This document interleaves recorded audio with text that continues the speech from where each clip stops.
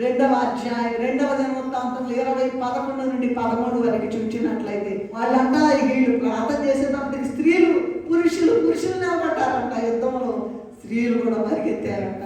పిల్లలను పట్టుకొని మొత్తం వెళ్ళిపోయి భయంకరంగా అరువులు చాచారట, ఆర్తనాదాలు చేశారట. ప్రభువా, నువ్వు మాకు సహాయం చేయి, మాకెవరు దిక్కు లేదు ప్రభువా, నీవే దిక్కని ప్రార్థన చేసినప్పుడు వాళ్ళు వెళ్ళి చూస్తేను అందరూ ఒకళ్ళ మీద ఒకళ్ళు యుద్ధం చేసుకుంటున్నారంట. చచ్చిపోయిన శవాలు ఎవరేం చేయలేం వాళ్ళని. ఎంత గొప్పదో!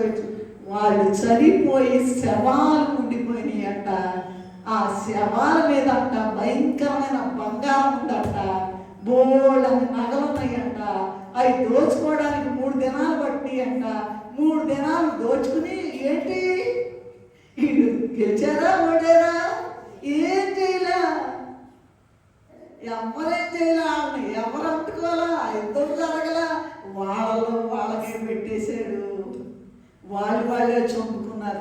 చచ్చిన శవాలు కొట్లుగా మీ ఇష్టం అయ్యా దోసుకోండి మొత్తం. దేవుడు అంట జీతం ఇస్తాడంట. ఐగుప్తోళ్ళంట అంతకాలం దాచి చేస్తే అందరిని అడిగి తీసుకోమన్నారంట నగలు. ఎవరిని? వీళ్ళని అడిగి తీసుకోండి, మళ్ళీ మేము వెళ్ళి వస్తాము అన్నారంట. ఏది? ఎర్ర సముద్రాన్ని ఈ ప్రయాణం కానాన్ ప్రయాణం యాత్రలో మళ్ళీ వస్తాం, మా దేవుడిని పూజించండి, మొత్తం అడిగి తీసుకోండి. లెక్క ప్రకారం మామూలు బారి వడ్డీ కాదండి, బారు వడ్డీ కాదు, చక్ర వడ్డీ, కాంపౌండ్ ఇంట్రెస్ట్, సింపుల్ ఇంట్రెస్ట్ కాదు. అదే నీ జీవితంలో జరుగుతుంది.